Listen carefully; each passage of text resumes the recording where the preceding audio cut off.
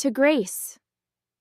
My mom's voice rang out over the room, a beaming smile on her face as she lifted her glass. The one who made this magical day happen. I couldn't have done it without you. I froze in my seat, the words slamming into me like a brick wall.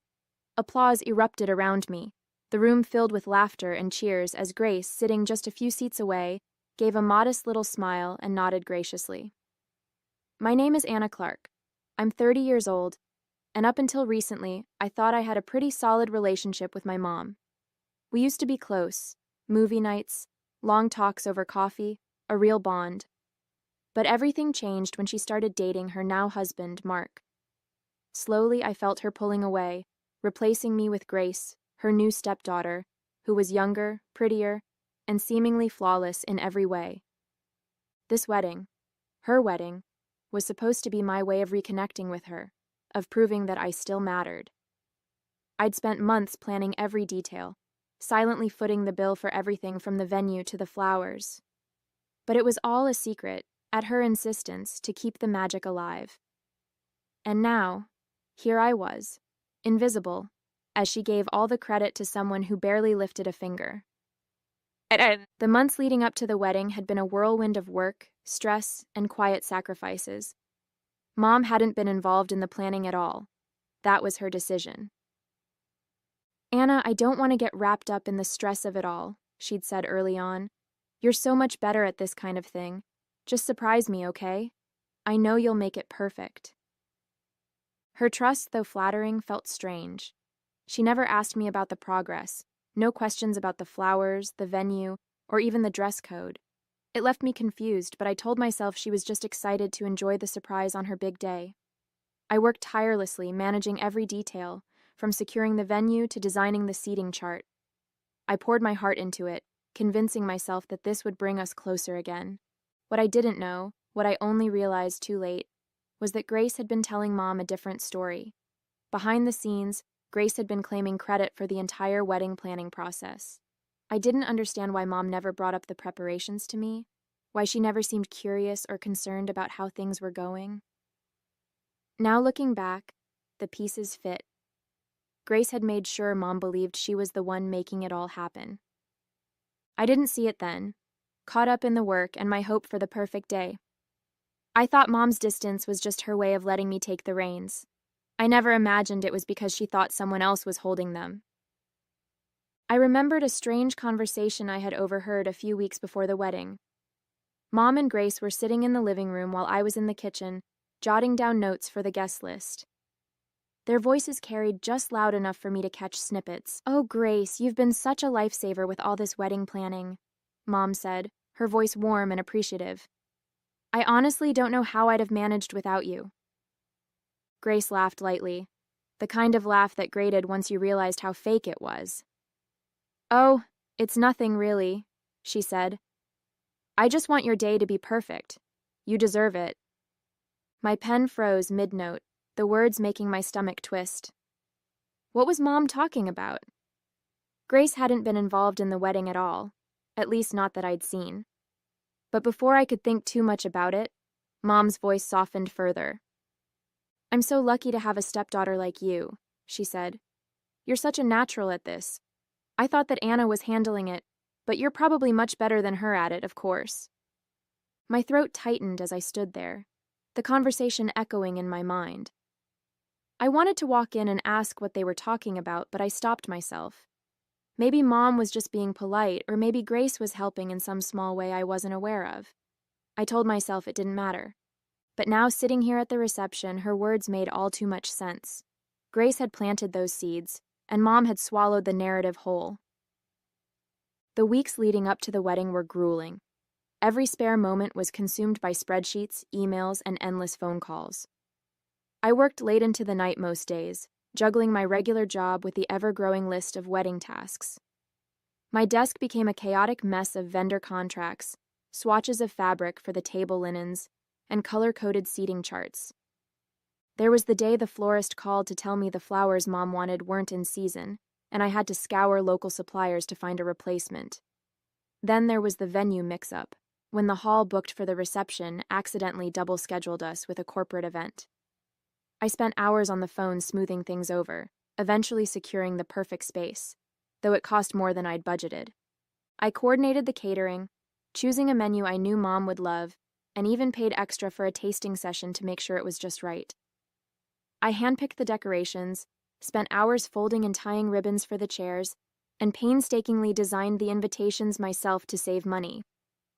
All of this was done in secret, just as Mom had asked. I want it to be a surprise, she'd said. But the surprise came at a cost.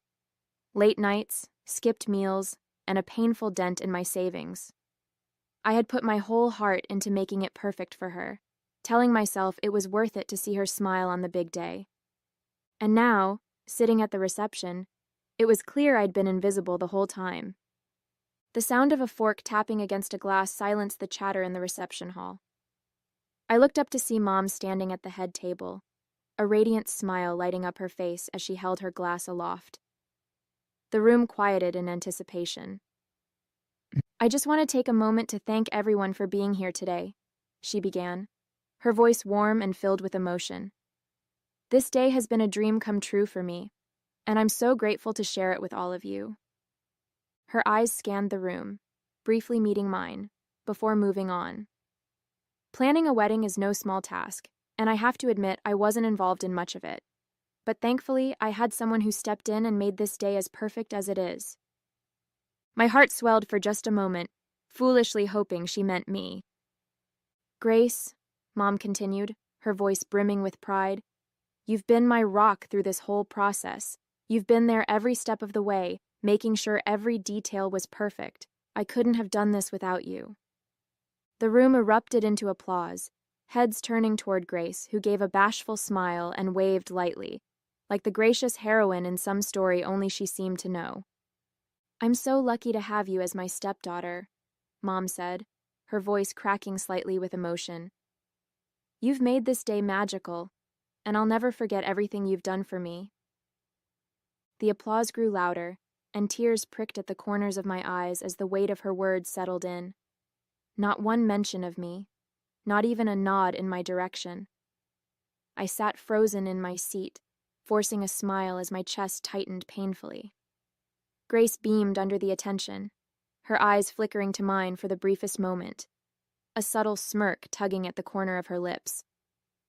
I sat there, my hands clasped tightly in my lap, my heart pounding in my chest as the applause for Grace roared around the room. My cheeks burned, and I swallowed hard, willing the tears to stay hidden. This wasn't the time, this wasn't the place. Looking at Mom, glowing with happiness, and Grace, soaking up the admiration, I felt a storm of emotions, anger, sadness, and a gnawing sense of betrayal. But I also knew that saying anything now would only make things worse. This was her day, her wedding. No matter how much it hurt, I couldn't bring myself to ruin it. I forced a smile and joined in the polite clapping, though it felt like my hands weighed a ton. I kept my gaze down and my face neutral, determined not to let anyone see how much I was unraveling inside. I told myself I'd deal with it later, process it, confront it if I had to. But not now. Not here. For the rest of the evening, I stayed quiet, blending into the background as much as possible, waiting for the night to finally end. A week after the wedding, when Mom returned from her honeymoon, I decided I couldn't hold it in any longer. The betrayal had been simmering in my chest, growing heavier with each passing day. I went over to her house and found her unpacking suitcases in the living room, her face still glowing from the vacation. "Mom," I started, my voice sharper than I intended. "We need to talk." She looked up, her smile faltering at my tone. "What is it, Anna? You don't look happy to see me." I crossed my arms, the words spilling out before I could stop them. What the heck was that? At the wedding? I was the one who did everything for you, and you stood up there and gave all the credit to Grace. She didn't do a single thing. Mom's face hardened, the warmth in her eyes vanishing. "Anna," she said, her voice icy. "I don't know what's gotten into you, but this jealousy of Grace is unbecoming. She worked so hard to make that day special for me. She was the one who actually cared about me. My jaw dropped, my stomach twisting into knots. Jealousy? Mom, I'm not jealous. Grace lied to you. She didn't plan anything. I did. Every flower arrangement, every table, every vendor, I was the one who made it all happen. Mom let out a dismissive laugh, shaking her head. Stop it, Anna. I asked you to handle the planning, but you clearly didn't care enough to follow through. Grace stepped in because she knew how important this day was to me. She's the one who made it perfect, not you. I stared at her, disbelief flooding through me. She lied to you, Mom. She didn't do anything. She just took credit for all my work, and you believed her without even asking me about it? She crossed her arms, her expression unyielding. Grace wouldn't lie to me, Anna. You're just upset because she outshone you, and frankly, that's on you. Her words hit me like a slap, and I felt the tears rising despite my best efforts to stay composed. You're wrong, I said, my voice trembling. And one day, you'll see that. But she turned away, dismissing me with a wave of her hand. I think you should leave, Anna. I won't stand here and listen to you badmouth Grace. I walked out, my chest aching, the door slamming behind me. Her blind loyalty to Grace stung more than anything I could have imagined. She had chosen Grace's lie over my truth, and I didn't know how, or if I could ever fix that. The next day I couldn't let it go. The anger and betrayal bubbling inside me pushed me to do what I'd been avoiding. I went to Grace's apartment. When she opened the door, her face lit up with that saccharine smile she always wore, as if she hadn't turned my life upside down. Anna, she chirped, leaning casually against the doorframe. What a surprise. What brings you here? I clenched my fists, forcing myself to stay calm. We need to talk, I said, my voice steady but sharp. Sure, come on in, she said with a cheerful tone, stepping aside. I walked past her into the pristine living room, the scent of her overly sweet perfume lingering in the air. I turned to face her, not bothering with pleasantries. What the heck, Grace? Why did you tell my mom that you planned her wedding? Her smile didn't falter, but there was a flicker of something in her eyes. Guilt, maybe, or just irritation. What are you talking about? She said, feigning confusion. Don't play dumb, I snapped, my voice rising. You told her you planned the wedding. You let her believe you did everything when it was all me. Do you have any idea how hard I worked? How much I sacrificed to make it perfect? Grace laughed lightly, brushing a strand of hair from her face. Anna, I never told her anything like that. She just assumed I was helping. I didn't think it was a big deal, so I didn't correct her. I glared at her, my blood boiling. Didn't correct her? You sat there at the reception and soaked up all the credit. You let her believe it was you while she completely ignored me. She crossed her arms, her smile turning smug. Look, it's not my fault she believes in me more than you. Maybe if you'd been a little more open about what you were doing, this wouldn't have happened. Her words hit like a slap, and I took a step closer, my voice trembling with fury. You're unbelievable. You knew exactly what you were doing, and you didn't care. All you wanted was the spotlight. Grace shrugged, her expression cool and detached. If it means that much to you, talk to her. It's not my problem if she thinks I'm better at these things than you are. I stared at her, disbelief and disgust flooding through me. You're pathetic, Grace, I said, my voice low. And one way or another, the truth is going to come out. Enjoy the spotlight while you can. Without waiting for a response, I turned and walked out, slamming the door behind me. My chest heaved with a mix of anger and resolve. I didn't know how yet, but I was going to make sure everyone knew the truth. Grace wasn't going to get away with this. The day of Grace's birthday arrived, and I sat at home stewing, knowing full well I hadn't been invited. I'd heard from my brother that it was going to be a big celebration. Grace's friends, her boyfriend Liam, and even my mom and the rest of the family would be there. The thought of them all laughing and celebrating while Grace basked in the attention made my blood boil. I stared at the folder on the table in front of me, packed with receipts, email chains, and text messages, every piece of evidence proving that I had been the one to plan and pay for Mom's wedding. Grace's lies had stolen my effort, my recognition, and my relationship with Mom. And I'd had enough. I grabbed the folder, threw on a coat, and headed out the door. I didn't know exactly what I was going to say, but I knew I couldn't let this go on any longer. Before I showed up, the room was buzzing with admiration for Grace. Laughter echoed through the space as her friends and family circled her, their voices overlapping with compliments. "You really outdid yourself with that wedding, Grace," one of her friends gushed, holding a glass of champagne. "Everything was so elegant. It looked like something out of a magazine." Another chimed in, "The floral arrangements were breathtaking. You have such an eye for detail." Even Mom couldn't hold back her adoration. "I don't know how you managed it all," she said, beaming at Grace. "You made it perfect, just like I knew you would." Grace basked in the attention, smiling sweetly and nodding modestly, her eyes glinting with satisfaction as she soaked up the praise for work she hadn't done. When I arrived at Grace's apartment, the party was in full swing. Laughter spilled out into the hallway as I stood at the door, taking one last deep breath before knocking. The noise quieted, and a moment later Grace opened the door. Her smile froze when she saw me.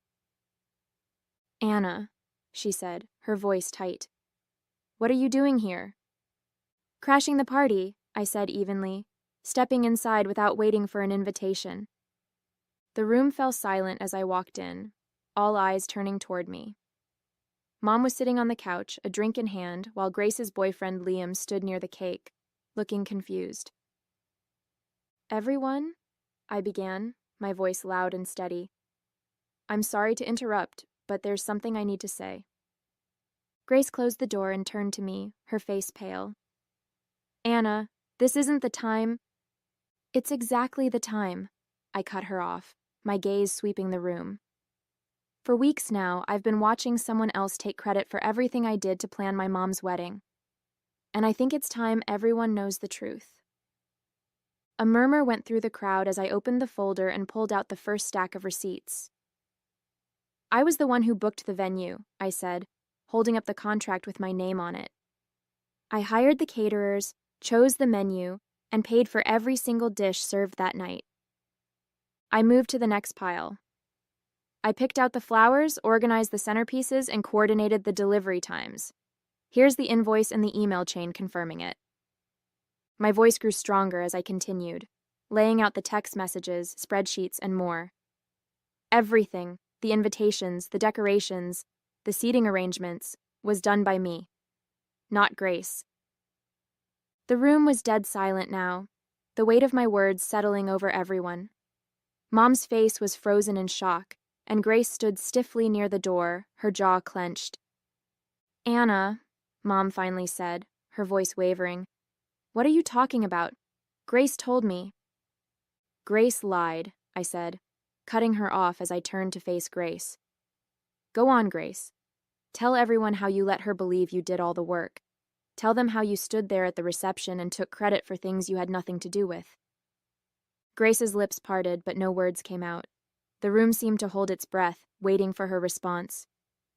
"It's not like that," she stammered, her voice shaky. I didn't lie, I didn't correct her because it wasn't a big deal." "Not a big deal," I said, my voice rising.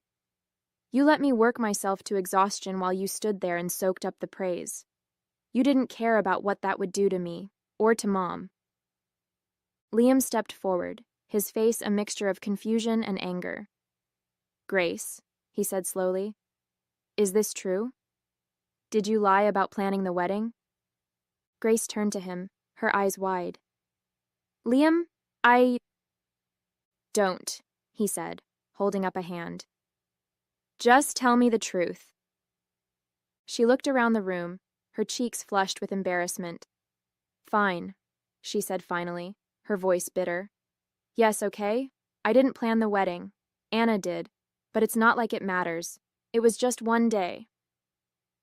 The room erupted in gasps and murmurs. Liam's face hardened, and he took a step back from her. It matters to me, he said coldly. If you can lie about something like this, what else are you lying about? He shook his head, his voice filled with disbelief. I can't do this anymore, Grace. We're done. Grace's mouth fell open, but no words came out. The color drained from her face as she watched Liam grab his coat and leave. I turned to Mom, who was sitting frozen, her eyes glossy with unshed tears. I tried to tell you, I said softly. I did everything for you, and you wouldn't even listen to me. Anna, she said, her voice breaking, I didn't know. I'm so sorry. I should have asked, I should have. It's too late for that, I said, my tone firm but not unkind. I just needed you to know the truth, and now you do. With that, I gathered my things and walked out, leaving the party in stunned silence. For the first time in weeks, I felt free. A couple of days later, the phone buzzed in my hand, and I glanced at the screen, surprised to see Grace's father's name. Mark wasn't the type to call. He was always quiet, keeping to himself at family gatherings. Hesitating for a moment, I answered. Hello? I said cautiously. Anna, his deep voice came through, slow and deliberate. It's Mark. I hope I'm not bothering you. No, it's fine, I replied, unsure of where this was going. What's on your mind? There was a pause, the kind that felt heavy with unspoken words. Finally, he sighed. I just wanted to apologize, he said, his voice thick with shame, for what happened, for what Grace did. My chest tightened, but I kept my voice calm. You don't have to apologize for her, Mark.